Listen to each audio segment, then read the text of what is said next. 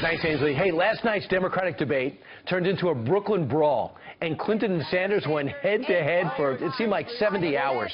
The economy took center stage as a new Fox poll shows. It reveals that 32% of voters feel it's the most important issue facing the country. Here to weigh in is our Wall Street Journal panel, James Freeman. He's editorial page assistant editor. Also as powerful as James, Daniel Henniger. He's editorial page, or more, yes. And Mary Kissel's here. She's editorial board member. She's in charge of everybody. This is a good time to raid your offices because we've got all the important people down here on the first floor. Welcome to all of you. We want to talk about minimum wage. That was a debate last night. They want to raise it to around $15. Listen to these two go at it. If a Democratic Congress put a $15 minimum wage bill on your desk, would you sign it? Oh, of course I would. I am sure a lot of people are very surprised to learn that you supported raising the minimum wage to $15 an hour. You know, wait a minute. That's just not accurate. I have stood on the debate stage with Senator Sanders 8 prior times. Excuse me. I have said the Secretary, exact same Senator, thing. please. If we can raise it to 15 in New York or Los Angeles Secretary, or Seattle, let's do it. If you're both screaming at each other, the viewers won't be able to hear either of you. Okay. So please don't talk over each other. It's too late. Nice to be 74 and 69 and get reprimanded by Wolf Blitzer. All right, Mary, first off, who was right? Yeah, well, neither one of them are right, of course, because what they're essentially saying is we're Democrats, we're for the poor and the downtrodden, so let's raise the minimum wage and make it harder for companies to hire low-skilled workers. It makes absolutely no sense. But that exchange that you just played, that's interesting because it's, again, Bernie pulling Hillary to the left. Yes. He's done it on trade. And now he he's couldn't doing believe it. on Did you see that, Dan? He was like, wait a second. I had 90 debates against her. She never sounded like this. They reminded me, they sounded like a couple of auctioneers at Christie's or something. I've got 12. Can you give me 15? Do I hear 20? Do I hear 20? What difference does it make? Let's go to $50 minimum wage. It's so disconnected from reality. If you put your ear to the TV, you could hear all the businesses closing.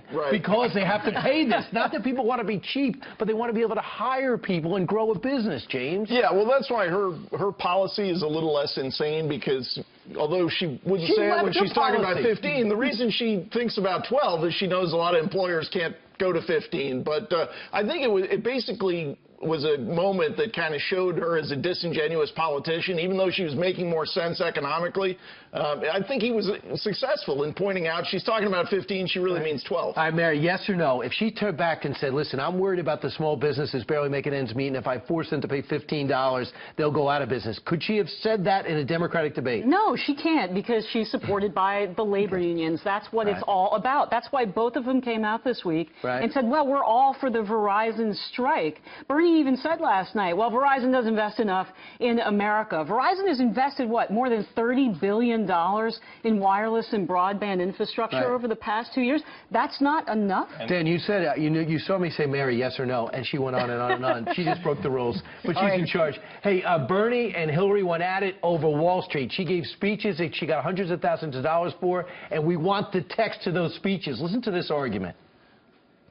I stood up against the behaviors of the banks when I was a senator. I called them out on their mortgage behavior. Secretary Clinton called them out. Oh, my goodness. They must have been really crushed by this. And was that before or after you received huge sums of money by giving speaking engagements behind them? So they must have been very, very upset by what you did. Dan, this is a big deal. Everybody wants the text of these speeches. Democrats, commentators, CNN. What's going on here? What's going on here is that Bernie Sanders is turning Hillary Clinton, married to Bill Clinton, the former centrist, right-of-center president, into a true woman of the left. There is no way she's going to be able to pivot towards the center in the general election. Look what they're doing. Minimum wage, disconnect themselves from McDonald's, private restaurants. Wall Street, totally disconnected from the private sector. Right, and, you know, getting to the soap opera part of this, people want to know what she said to Goldman Sachs. What she said to Goldman. And the fact that she's gone months now and gotten embarrassed over and over again in these public events when she won't give it up, it makes you wonder how bad it is. I think there's a a moment where she's telling them she's her best friend in Washington or something like that, and she knows it'll live on forever if she lets it out. David Axelrod tweeted out, you got to release this. Yeah, or it's completely anodyne, and so people will say, well, why did you pay her that enormous sum of money? Look, what no Democrat is going to talk about is that having too big to fail banks is good for Washington, because they can suck money out of them. And you three being here is good for Fox and Friends. Thanks so much. Hey, watch them over the weekend. The Wall Street Journal editorial report. It's Saturday at 12:30. So stop what you're doing and stop putting it on sunscreen. Stay indoors and watch them. All right. Good. Yeah. That's what happens if you go outdoors. Guys, thanks so much for joining us. All right.